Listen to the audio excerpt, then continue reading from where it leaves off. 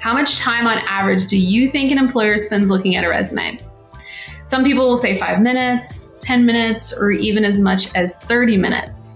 We often assume that the employer will read our resume from top to bottom, but that's actually rarely the case. Would you be surprised to learn that most recruiters and employers only spend about 6 to 10 seconds looking at a resume? The goal of a resume is to showcase the skills and accomplishments that you have and to make the employer want to call you in for an interview. You want to convince them that you're a good fit for the job that you're applying for, and they don't need to know everything you've ever done for you to accomplish that. While there's no right way to write a resume, there are many different resume styles and formats that might be appropriate for the job that you're applying for. Today, we're going to focus on 4 key things that you can do to strengthen your resume. 1, choose a professional format. 2, highlight your skills and accomplishments. 3, use specific examples and measurable details. And 4, tailor your resume to fit the specific job description.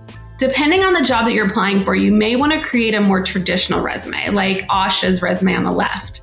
This resume has a standard white background and a classic font and organizational structure. Or for a more creative field, you could design a more creative resume like Ibrahim's on the right. This resume uses more colors overall, and it has a unique organizational structure, including career details in 2 separate columns. There are many different ways to write a resume, and none of them are incorrect.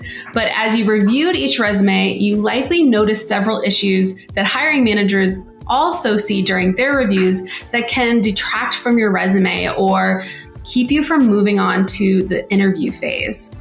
One of the most important things to remember is that your resume should be professional, organized, and easy to read. Having a well-designed resume that is free from errors is extremely important in making a good first impression. If a hiring manager is only spending a few seconds on each resume to decide which ones are worth a second look, you don't want them to be thrown off or get a bad impression just because of formatting or spelling errors. Here are some key attributes to employ when creating your resume. First, be sure to include wide margins and a lot of white space. White space is the space in the page that isn't filled with text or graphics. It gives the reader's eye a rest. Use simple, readable language. Use clear headings, and choose an appropriate font like Arial or Times New Roman. The image on the right shows Asha's resume. It is a professionally formatted resume with clear headings, a plain font, and wide margins and plenty of white space. Designing your resume can be a bit intimidating. You may not have design skills, or perhaps you don't feel comfortable formatting digital documents. You don't need to have any design skills to create a professional resume. You can choose from a variety of pre-built Google resume templates that have already done all of that work for you. Templates are like a pattern that you use as a guide. They provide some design elements and formatting that you can use as a starting point for your projects. They also help you to keep font sizes and styles consistent throughout the entire document. Google Docs also offers lots of free professional resume templates to get you started.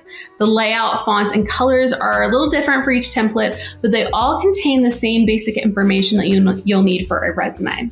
Your contact information, skills, experience, education, as well as accomplishments or projects that you've completed. After you select a template, you can customize the document from there. To access these templates, make sure that you're signed into your Google account. Then go to drive.google.com. Click New, then Google Docs, then From a Template, and choose the template that you like. Your resume will not be a comprehensive list of all of the jobs you've ever had, or even a list of all the things you've been involved with for the past decade. Your goal is to showcase the skills and accomplishments you have and to make the employer want to call you in for an interview. You want to convince them that you're a good fit for the job that you're applying for, and they don't need to know everything you've ever done to accomplish that. I mean, imagine trying to get 10 years of experience on 1 or 2 pages. But hiring managers do want to see the skills and accomplishments that are most relevant to the job that you're applying for. And they'll likely also want to know the most recent work experience you have. Put the most recent work experience first. Also, don't be afraid to eliminate jobs from your resume that aren't relevant to the one that you're applying for. Your work experience list does not need to be totally exhaustive. It needs to highlight the skills and accomplishments you have that are relevant to the job that you want. At the same time, if you've done other activities like part-time jobs or volunteer work that are closely related to the job that you're applying for, and you've used or developed skills that would also help at that job, definitely include them. If you need to account for a gap in your work history, volunteer work can be a good way to show that you were active in developing your skills, even if you weren't employed. It doesn't matter if you weren't paid for a particular job, if you developed certain skills. If you're starting a new career and you haven't worked in the field before, examine all the job experience or life experience that you do have and make any connections wherever you can. Many people need to take time off from the workforce for a variety of reasons, including caring for loved ones, furthering their education, or loss of work due to an economic downturn. If you have a gap in your work history for any reason, whether for months or years, you might want to highlight the education or volunteer work you took part in during that time. You can also describe the experience and skills you gained through managing a household, learning a new language or culture if you traveled, or anything else to show your growth, even when you weren't employed. Another possibility to consider is using a different resume format called a functional resume, like the one shown here. In a functional resume, you organize your employment history by experience and skills rather than time order. You can also use a functional resume if most of your experience comes from short-term jobs or contract work. You can still include your work history, but in a functional resume, it is grouped together and de-emphasized. Hiring managers will focus on the experience and skills you can bring to the position rather than your work history, including any gaps that you might have. Here's another way to use digital tools to help you organize information for your resume. Use digital documents to keep a running list of all the things you might consider under work experience. That might include part-time and full-time jobs, side work you do around the neighborhood, clubs or organizations you participate in, volunteer work you do, and many other things. You can update a digital document at any time from any device that is connected to the internet. That way, when you go to write or update your resume, you don't have to spend a lot of time thinking about what you did in the past. You'll have a complete list to pull from when you update your resume.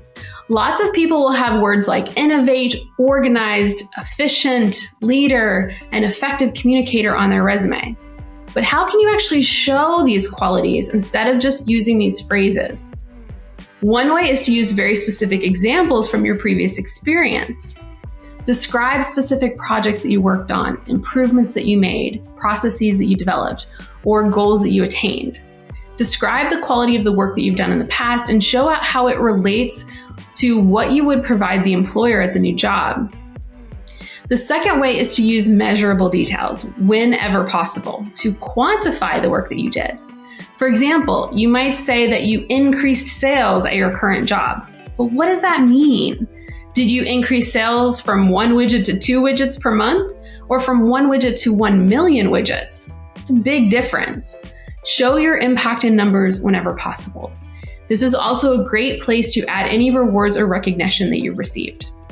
These show how other people have viewed your accomplishments.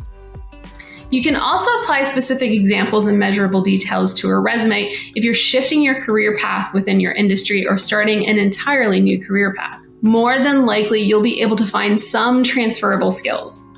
These are skills that you've acquired in one area that are relevant to an entirely different area. Organization, communication, and problem solving are all examples of transferable skills that are vital to just about any profession. In your resume, you can make a case that even if you haven't worked in the industry before, you have already developed skills in the field and have already shown success in the kinds of skills and tasks that are needed for that job. Let's say you decide to pursue a career in IT, starting as a support technician. Maybe you have experience working in the service industry for a beauty salon. Think about which skills you used in your job that you can include in your resume to show that you have some qualifications despite having no IT experience. You had to manage your daily tasks, which shows that you can plan and organize a schedule. You dealt with customers all day long who all had different needs, so both active listening and multitasking are in your skill set. And if you had any managerial responsibilities, even if you did not have the title of manager, then you might mention leadership skills, such as the ability to motivate others and complete shared goals. When you add these skills to your resume, include as many specific and measurable details as possible to emphasize how your previous profession can easily translate into your new one. As you write about these skills, also use job postings for the new career you're pursuing to see what language it uses to describe the job responsibilities. So if the posting talks about client work, and you refer to the people who visited your salon as customers, instead use clients in the resume. This will demonstrate to hiring managers that not only do you possess transferable skills, but you also understand how they specifically relate to the new position. What are some of the words you would incorporate into your resume? You might include characteristics like responsible, motivated. Pay attention to the action verbs too. For these, you should include specific experiences that illustrate how you did this task in previous jobs. We've identified some words that you could use in your own resume to describe your experience. These include identifying sales needs and delivering sales presentations. Incorporate those same words when you describe your own experience to show that you have done these tasks before and will be successful at doing them for this employer. The action words that are in a job description can help you shape the skills list for each job and to include measurable details from your past work experience. They also help your resume sound professional without sounding forced. Another digital tool tip is to use a digital spreadsheet to track your application process. As you apply to different jobs or you find out about positions you'd like to apply to, you can track those in a spreadsheet. The job search plan on this screen shows a job search plan that can help you compare different positions, companies, and salaries. If you're applying to many jobs, you can use a spreadsheet like this one to keep track of the different versions of your resume and to track the status of each application. For example, you can add a list for have not started the application, submitted, scheduled interview, sent thank you note to remind yourself where you are with each application and what tasks you still need to complete.